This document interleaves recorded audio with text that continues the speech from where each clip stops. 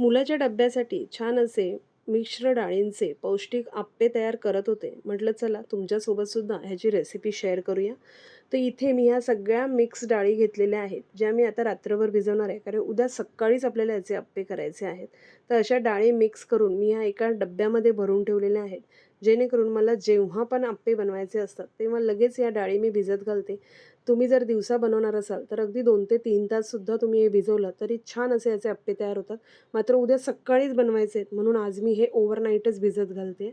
यामध्ये मिश्रण असं मी घेतलेलं आहे की 2 कप मुगाची डाळ आहे, ज्यामध्ये अर्धा कप मसूरची डाळ घातलेली आहे, पाव कप उडदाची आणि पाव कप चण्याची डाळ घातली आहे. सोबतच 4 चमचे इडलीचा जो तांदूळ येतो तो घातलेला आहे आणि हे असं मिक्स करून मी डब्यात भरून ठेवलेलं आहे.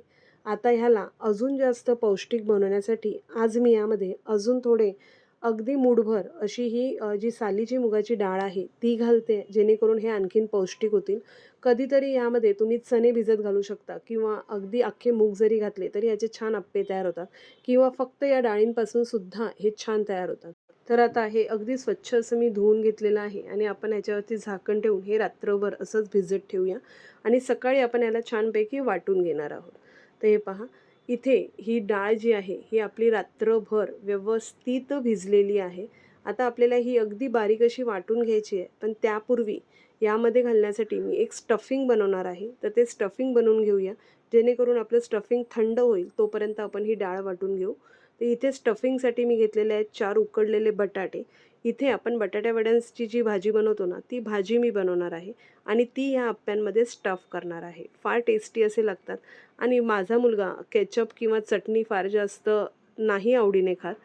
तर त्याला मी हे असे स्टफ्ड अप्पे देते, जेणेकरून हे खाताना फार जास्त कोरडे लागत नाही. तर आता आपले इथे बटाटे छानपैकी साल काढून झालेले आहेत. आता या भाजीसाठी आपल्याला इथे एक वाटण बनवायचं आहे, ज्यासाठी मी इथे हा इलेक्ट्रिक मिनी चॉपर घेतलेला आहे. हा मी Amazonवरून घेतला होता, अगारोचा आहे आणि अजिबात स्पॉन्सर्ड नाही आहे. मी फक्त मला हा खूप आवडला म्हणून तुमच्यासोबत ह्याची माहिती शेअर करते. ह्यात मी घातलेला आहे थोडासा लसूण, थोडंसं आलं, तिखटपणासाठी काही हिरव्या मिरच्या आणि अगदी थोडेसे कोथिंबिरीचे देठ. सोबतच मी यामध्ये घालणार आहे अर्धा कांदा आणि ह्या चॉपरमध्ये ना ह्या सगळ्या गोष्टी इतक्या झटपट अगदी फाईन चॉप होतात. मला हा चॉपर खूप आवडलेला आहे, म्हणूनच तुमच्यासोबत मी ह्याचा परफॉर्मन्स शिवाय ह्या चॉपरची माहिती शेअर करते. आणि आता तुम्ही पाहाल अगदी 2 मिनिटामध्ये हा इतका फाईन चॉप करतो. रोजच्या टिफिनच्या सकाळच्या गडबडीमध्ये गृहिणींसाठी अगदी छान असा हा मिनी चॉपर आहे. तर हे पहा, अगदी 2 मिनटं फक्त मी ह्याला प्रेस केलेलं आहे आणि तुम्ही पाहू शकता अगदी छान असं फाईन असं ह्याने चॉप केलेलं आहे. हे पहा. शिवाय डेली यूजसाठी हा फारच कन्व्हिनियंट आहे. तर हे पहा, अगदी फाईन असं आपलं आलं, लसूण, कांदा यामध्ये चॉप झालेला आहे. चला तर मग आता आपण आपली भाजी तयार करायला घेऊया. तर त्यासाठी सगळ्यात आधी मी इथे पॅन घेतलेला आहे. पॅनमध्ये आपण घालूया थोडंसं तेल आणि तेल गरम झालं की यामध्ये आपण घालूया राई. अगदी थोडीशी राई मी घातलेली आहे. ही तडतडली की लगेचच यात घालूया आपण जिरं, अगदी थोडासा हिंग आणि अगदी व्यवस्थित असं आपलं हे राई जिरी तडतडली की यात आपण लगेच अगदी बारीक चिरून घेतलेला हा कढीपत्ता घातलेला आहे. सोबतच आपण हे जे वाटण करून घेतलं होतं तेही मी यात घातलं आहे आणि आता 2 मिनटं आपण ह्याला परतवून घेऊया. फक्त ह्याचा जो उग्र कच्चट वास आहे तो जाईपर्यंत.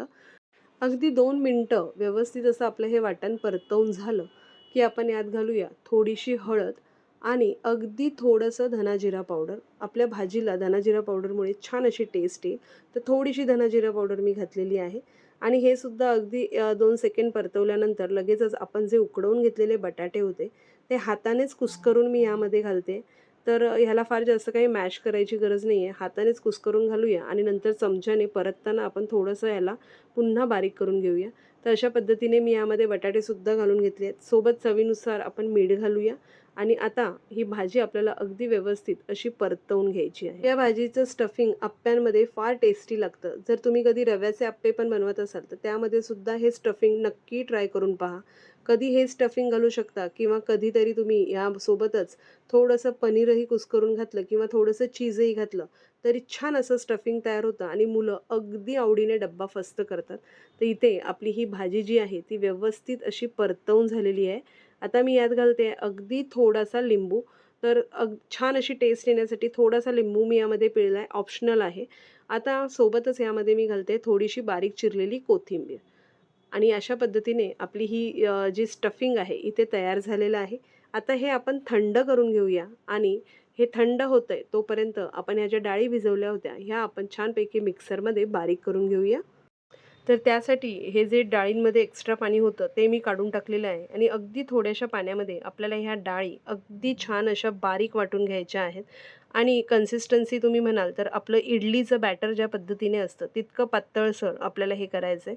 तर हे पहा अशा पद्धतीने अगदी छान असं बारीक मी ह्याला वाटून घेतलेलं आहे. आता हे मिश्रण तुम्हाला जितकं पाहिजे तितकं एका बोलमध्ये काढून घ्या. उरलेलं मिश्रण तुम्ही फ्रीजमध्ये ठेवून अगदी आठवडाभर वापरू शकता. कधी सेम बॅटरपासून तुम्ही उत्तप्पा बनवू शकता, डोसे बनवू शकता किंवा कधीतरी ह्यापासूनच तुम्ही छान अशी धिरडीही काढू शकता. सध्या आपण ह्यापासून अप्पे बनवतोय. तर ही डाळ मी एका बोलमध्ये काढून घेतली आहे आणि ही फेटून घेते. अगदी 2 ते 3 मिनिटं व्यवस्थित अशी फेटल्यानंतर मी हिला बाजूला ठेवते आणि पुन्हा एकदा आपलं हे जे मिनी इलेक्ट्रिक चॉपर आहे यामध्ये मी थोडंसं गाजर आणि थोडासा कढीपत्ता अगदी बारीक करून घेणार आहे. जेणेकरून आपले अप्पे जे आहेत ते अगदी प्लेन लागणार नाहीत, तेही छान असे टेस्टी लागतील. तर पुन्हा एकदा या मिनी चॉपरमध्ये मी गाजर घातलेले आहे तुकडे घालून आणि तुम्ही पाहू शकता अगदी 2 मिनिटामध्ये ह्याने गाजराला सुद्धा अगदी फाईन असं चॉप केलेलं आहे. तर हे चॉप केलेलं गाजर आणि सोबतच काही बेसिक मसाले मी या बॅटरमध्ये घालणार आहे. अगदी छान असं बारीक आपलं गाजर झालेलं आहे हे मी या बॅटरमध्ये घालते आणि सोबतच आता मी यामध्ये घालते काही बेसिक सुक्के मसाले, ज्यात सगळ्यात आधी मी घातलेलं आहे चवीनुसार मीठ, थोडंसं लाल तिखट, थोडीशी हळद, अगदी थोडासा हिंग, थोडीशी धना-जिरा पावडर आणि आता थोडीशी ही जी बारीक चिरलेली कोथिंबीर आहे ती. आणि आता ह्याला आपण व्यवस्थित असं मिक्स करून घेऊया आणि आपलं बॅटर जे आहे ते अगदी व्यवस्थित असं इथे रेडी झालेलं आहे. आता यामध्ये फक्त आपल्याला थोडासा इनो घालायचा आहे आणि आपले अप्पे करण्यासाठी बॅटर परफेक्ट रेडी झालेलं आहे.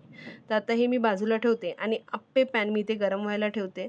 अप्पे पॅन आपला गरम झाला की लगेचच आपण यामध्ये थोडासा इनो घालूया आणि लगेचच ह्याच्यापासून आपण छान असे अप्पे तयार करणार आहोत. अगदी अर्धा टीस्पून एवढं मी यामध्ये इनो घातलेलं आहे आणि ह्याला 2 मिनिटासाठी मी व्यवस्थित असं मिक्स करून घेते, जेणेकरून आपलं बॅटर जे आहे त्या सगळीकडे हे इनोने छान असं फुलून येईल आणि आपले अप्पेसुद्धा छान असे स्पॉन्जी होतील. तर हे पहा छान इनो घातल्यानंतर मी ह्याला फेटून घेतलेलं आहे.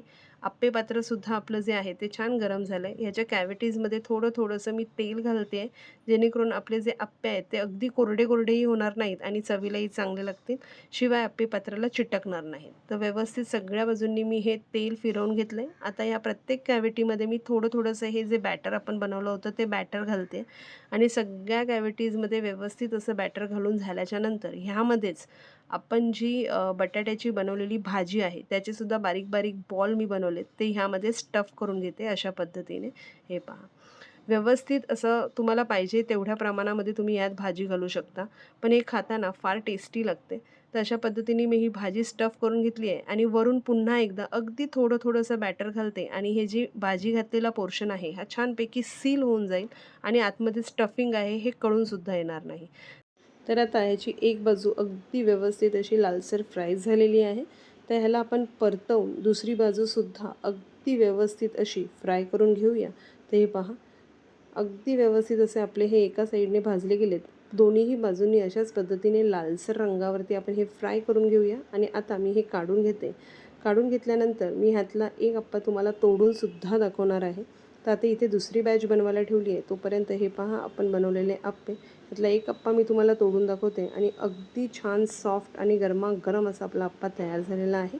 तर तुम्हीसुद्धा ब्रेकफास्टसाठी किंवा मुलांच्या टिफिनसाठी झटपट असे तयार होणारे हे पौष्टिक अप्पे नक्की ट्राय करून पहा आणि रेसिपी आवडली असल्यास या व्हिडिओला लाईक आणि शेअर करायला विसरू नका. पुन्हा लवकरच भेटूया पुढच्या रेसिपीमध्ये. तोपर्यंत एन्जॉय.